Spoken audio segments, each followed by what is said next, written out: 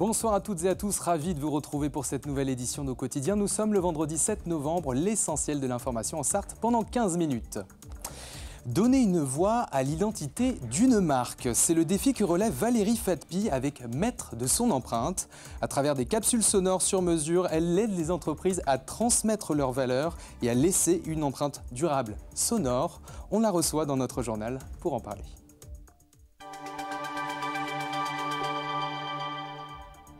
À la fête foraine du Mans, un forain a menacé de se jeter de son manège ce jeudi.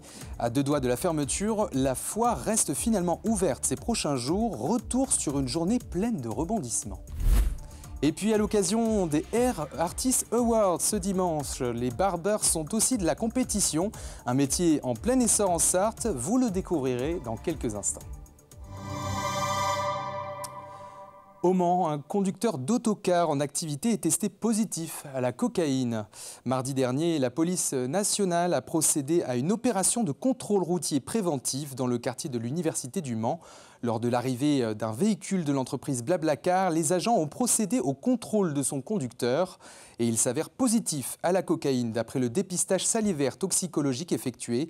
L'individu âgé de 49 ans et originaire de Belgique est alors directement placé en garde à vue pour conduite sous l'emprise de produits stupéfiants. Après avoir été déféré ce jeudi dans le cadre d'une comparution sur reconnaissance préalable de culpabilité, le conducteur est condamné à 3 mois de prison avec sursis et à une interdiction de conduire en France pendant 1 an, indique le communiqué.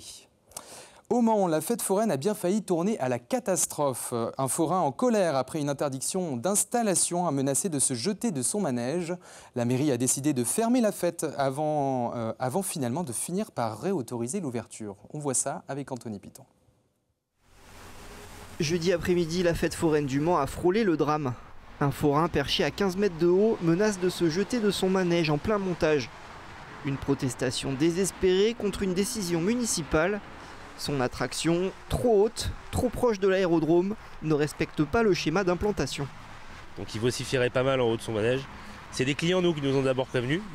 Et en fait ils ont appelé les pompiers en 5-10 minutes, ils sont arrivés très très vite. Heureusement, ils ont réussi à le faire redescendre au bout d'1 heure et demie je pense. Avec pas mal de dialogue. Ensuite ils l'ont mis dans l'ambulance, il était choqué donc ils l'ont pris en charge et emmené à l'hôpital.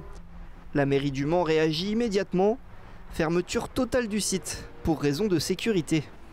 Si ce manège n'est pas retiré, la fête foraine ne pourra être autorisée à ouvrir pour les journées de vendredi 7 novembre et suivantes. Une décision qui met les forains en colère. C'est une aberration totale, hein. Donc on est un peu pris en otage tout simplement. Là ils nous demandent de démonter le manège. Concrètement nous on ne sait pas démonter son manège. Je ne pense pas qu'il soit dans une situation émotionnelle stable pour démonter un tel manège. C'est un truc qui fait quand même 38 tonnes, qui vaut de l'argent. C'est de l'ingénierie, hein, c'est pas donné à n'importe qui de démonter un tel manège. Le manège reste donc planté là, sur le côté du champ de foire. Et la nouvelle fait vite le tour de France Forain. On a une communauté assez soudée, donc ça touche tout le monde, même on reçoit des coups de téléphone tous les jours de collègues de partout. Donc oui, si on perdait ce week-end là, ça serait un énorme manque à gagner. Et je pense que là, oui, la pression monterait encore d'un autre niveau. Une pression, on s'en souvient, qui était déjà montée en 2019. Mais on n'en arrivera pas jusque-là. La mairie a fini par revoir sa copie. Une commission de sécurité a été mise en place. Différentes dispositions ont été adoptées permettant de poursuivre la fête foraine en toute sécurité pour le public. La fête va donc finalement pouvoir reprendre. Mais entre les forains et la mairie du Mans, la confiance, elle, reste à reconstruire. Vigilance aux fausses ventes des bacs de collecte de déchets à la flèche. Des arnaqueurs font actuellement du porte-à-porte en se faisant passer pour des agents de la communauté de communes du Pays Fléchois. Mercredi dernier, la Comcom lance une alerte sur leur page Facebook pour prévenir les habitants. Sur ce post, ils précisent que la distribution des bacs ne va pas démarrer avant janvier 2026 et ils sont gratuits. Si vous êtes témoin de ces faux démarchages, contactez la police municipale au 02 43 48 53 89. Comment les départements ruraux peuvent-ils sortir de l'état d'urgence médicale ? La présidente de l'association de citoyens contre les déserts médicaux, Laure Artru, interpelle le Premier ministre Sébastien Lecornu et la ministre de la Santé Stéphanie Rist en leur adressant une lettre ouverte ce jeudi. Elle considère que la promesse de la ministre d'obtenir en moins de 30 minutes un rendez-vous avec un médecin en 48 heures n'est pas en adéquation avec la réalité des ressources. Laure Artru propose plusieurs mesures, parmi elles la régulation de l'installation des médecins dans les zones suffisamment dotées. La ministre de la Santé sera d'ailleurs en déplacement à Sillé-le-Guillaume lundi 10 novembre pour visiter la maison de santé pluridisciplinaire et échanger avec les élus et acteurs de l'offre de soins en Sarthe. Ce week-end, c'est la 4e édition des Air Artist Awards et c'est au Parc des Expositions du Mans dimanche. 500 compétiteurs sont attendus pour ce concours organisé par l'équipe de France de coiffure dirigée par Raphaël Perrier. Distinction à la clé, une sélection en équipe de France et un titre de meilleur apprenti de France. Pour la première fois, le concours s'ouvre avec la catégorie Barber Artist Awards. L'occasion pour notre rédaction de se pencher sur ces commerces à la mode. Colin Ancel. C'est un salon de coiffure avec une spécialisation barbier, plus répandue sous le nom anglophone barber. Une mode importante sur les réseaux sociaux notamment. Ici, la clientèle est essentiellement masculine. Avec mon grand âge, je n'ai plus trop de cheveux, donc je vois pas trop l'intérêt d'aller quelque part où on va savoir bien faire les cheveux. Si je suis heureux avec ce qu'on me fait sur la barbe, c'est très bien. Dans ce salon, pas de couleur de permanente. L'attention est portée sur la coupe de cheveux ou sur la pilosité du visage. J'ai fait quelques années de coiffure mixte. On mettait beaucoup en avant les femmes, et c'est très bien comme ça. Mais du coup, il y a eu un délaissement aussi pour la coupe masculine. Parce qu'ici, on est quand même dans une ambiance un peu plus rock'n'roll, le côté un peu Harley Davidson. Et voilà, mon ancien patron, c'est un ancien chanteur de métal. Donc, je m'y retrouve aussi un petit peu dans l'ambiance. Une ambiance américaine, c'est aussi ce qu'a choisi Roxane pour son commerce, ouvert il y a un peu moins d'1 an. Je voulais vraiment revenir à l'origine du barbeur qui était dans le western, avec le coupe-chou, le rasoir, et ça fait un esprit un peu cocooning. Elle aussi a travaillé dans la coiffure mixte, mais c'est dédié à la coupe masculine. C'est pas parce qu'on fait que de l'homme qu'on s'ennuie, c'est aucune routine, parce qu'on apporte quelque chose à des hommes, on peut changer de coupe de cheveux, on peut prendre soin de l'homme également, c'est pas que pour de la femme. La barbe est à la mode et ça restera à la mode, je pense. Depuis la fin des années 2010, une nouvelle ère du barbier moderne commence avec un développement important de salons barbeurs, y compris en Sarthe. L'UNEC, Union nationale des entreprises de la coiffure, tient à rappeler que tous ces établissements ne fonctionnent pas de la même manière. Beaucoup de salons se prétendent barbeurs sans avoir les qualifications requises, sans aucun diplôme, d'où la concurrence déloyale. Alors que normalement, c'est même métier, même règles. On travaille avec les instances de l'État sur ce dossier. Une mode en passe d'être régulée, pour des coiffures et des barbes toujours plus au poil.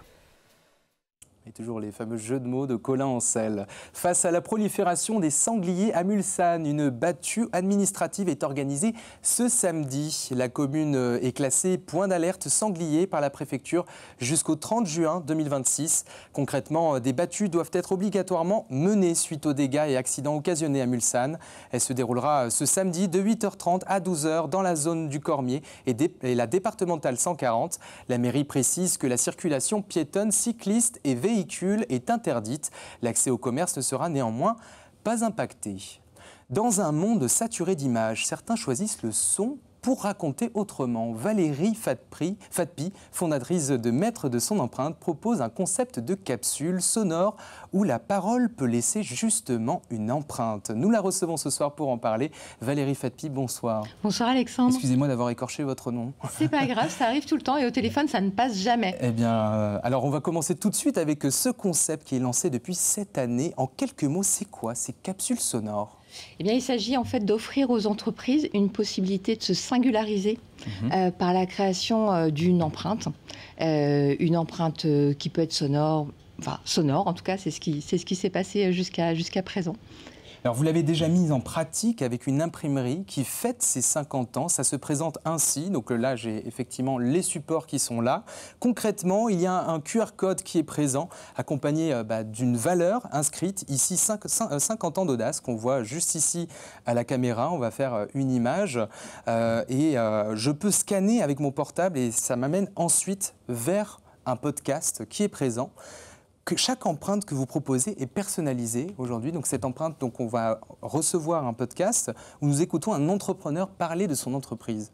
Et du coup, chaque empreintes sont personnalisées. Alors on l'écoute, non, on l'écoute pas, alors, un petit bout. On ne pourra pas l'écouter directement parce que je ne vais pas avoir avec mon portable qui sera de mauvaise qualité directement. Mais du coup, est-ce que en scannant ces QR codes et en cette mise en page, elle est personnalisée? Oui. Alors en fait, l'idée, c'était de pouvoir offrir à l'entreprise ITF la possibilité de communiquer sur ses valeurs. Sur son socle fondateur, au travers d'une empreinte. Alors ce qui est dingue, c'est que ITF, c'est un imprimeur, vous l'avez dit. Donc l'empreinte, c'est la première chose qui passe lorsqu'on imprime du papier à un projet et que la presse, le papier passe sous presse, ça porte le nom d'empreinte. Et donc il s'est trouvé que Gilles Fouquet a été attentif, a été séduit par cette idée de proposer une empreinte différente. Une empreinte qui n'est pas sur un de ces papiers qu'ils aiment tant, mais encapsulé en fait. Et j'ai pourquoi du coup du bois sur une forme cubique justement? Parce qu'en fait les maîtres de son empreinte, c'est pas des empreintes sur des cubes. Là, le cube, je l'ai choisi parce qu'il manifestait quelque chose de solide. L'entreprise, elle a 50 ans. Donc la solidité a été prouvée. Et je trouvais une métaphore représentée à travers cette forme. Voilà, cette mathématiquement aussi, le cube, c'est un solide. Et le bois, parce que le bois est à l'origine du papier. Donc en fait, dans chaque empreinte, il s'agit d'avoir une adéquation de la forme et du fond. L'idée, c'est que l'empreinte, ensuite, ce qui compte, c'est le processus en fait d'élaboration. Parce que quand je dis est-ce que vous allez la passer, parce que c'est ça qui est intéressant. C'est-à-dire qu'au final, on a un QR code sur un cube. Ça, je dirais, tout le monde peut le faire. Ça n'a pas d'intérêt. L'intérêt, c'est ce qu'il y a dans cette capsule. Pourquoi justement avoir choisi le son justement comme support d'expression plutôt que l'image? Alors parce qu'on est dans un monde saturé d'images, qu'au niveau de la génération des images aujourd'hui, la standardisation des textes et des images d'ailleurs par les IA génératives se pose là comme quelque chose, une vraie déferlante. Et pourquoi avoir choisi le son? Parce que j'ai un parcours de biographe et d'intervieweuse aussi. J'anime des émissions de radio et c'est vrai que à chaque fois que j'avais toujours une grosse matière d'interview enregistrée, par exemple, quand je produisais une biographie d'entreprise, je me disais, mais c'est quand même dommage, cette matière-là, j'aimerais bien Oui, ok, je la réécris, j'en livre le concept, l'essence, mais si seulement je pouvais la refaire dire par le dirigeant, par ses équipes, parce que la voix est un marqueur puissant qui délivre le présent. Et c'est mon parcours qui m'a mené à ça, quoi. Merci Valérie Fatpi, donc fondatrice de Maître de son empreinte. On peut vous retrouver sur votre site internet maîtredesonempreinte.fr et vous pouvez retrouver effectivement tous les éléments d'information apportés à travers ce nouveau concept qui est né depuis cette année 2025. Merci d'être venu sur notre plateau. Merci de m'avoir invité. Pour les adeptes du centre aquatique des Atlantides au Mans, vous ne pourrez malheureusement pas sortir vos maillots de bain ce week-end, simplement car le centre aquatique n'accueille pas de baigneurs et de baigneuses du samedi au dimanche en raison d'une compétition interclub régionale et départementale de natation. Les portes sont tout de même ouvertes gratuitement au public pour assister à cet événement. En revanche, vous avez envie de vous baigner ou de nager, il est possible de se rendre à la piscine des Ardriers, ouverte samedi de 14h à 17h45 et exceptionnellement le dimanche de 9h30 à 17h. On passe tout de suite à l'agenda du week-end.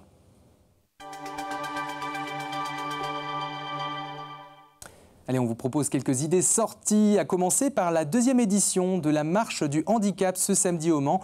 L'association Les Étincelles 72 ouvre cet événement à toutes et à tous pour une marche solidaire. Plusieurs activités sont au programme organisées place du Jet d'eau au Mans à partir de 9h. La marche s'élancera à partir de 14h30. La Charte-sur-le-Loir maintenant accueille son salon du livre également ce samedi. Ça se passe dans la salle du conseil municipal à la mairie de 10h à 18h. Plus de 20 auteurs, illustrateurs, éditeurs et une librairie seront présents. Mamers ouvre son marché gourmand bien-être et une bourse aux jouets ce samedi et dimanche. Une trentaine d'exposants seront présents et proposeront de quoi se sustenter. Les chineurs sont invités aussi pour la bourse aux jouets qui se tiendra dans la salle des fêtes de la commune de 9h à 17h. Et puis n'oubliez surtout pas le festival des solidarités populaires qui se passe à Le Mans Université ce samedi après-midi. Un événement organisé par le Secours populaire de la Sarthe qui accompagne de plus en plus de jeunes en situation de précarité. vérité. Les tendances météo de ce samedi 8 novembre, justement. C'est pour voir aussi ce qui vous attend ce week-end avec cette sortie, ces idées sorties. Pas de précipitations attendues dans la journée. Le matin, le ciel est couvert dans l'ensemble du département. Le vent venant du sud continue de conserver ses températures douces sur le territoire. 10 degrés à Sillé-le-Guillaume, à La Ferté-Bernard et jusqu'à 13 degrés au Mans. L'après-midi, quelques éclaircies sont prévues avec encore des nuages. Les températures avoisinent les 15 degrés vers le sud, sud-ouest de la Sarthe, 14 degrés à Saint-Calais et 16 degrés dans la métropole mancelle, toujours 4 degrés au-dessus de la normale. Voilà pour l'essentiel de l'actualité sur votre territoire. Très bonne soirée, très bon week-end à vous. Vous pouvez retrouver l'hebdo pendant tout le week-end. Et puis tout de suite, c'est le best-of de la semaine présenté par Julien Sénéchal. Très bonne soirée à vous et à lundi 10 novembre.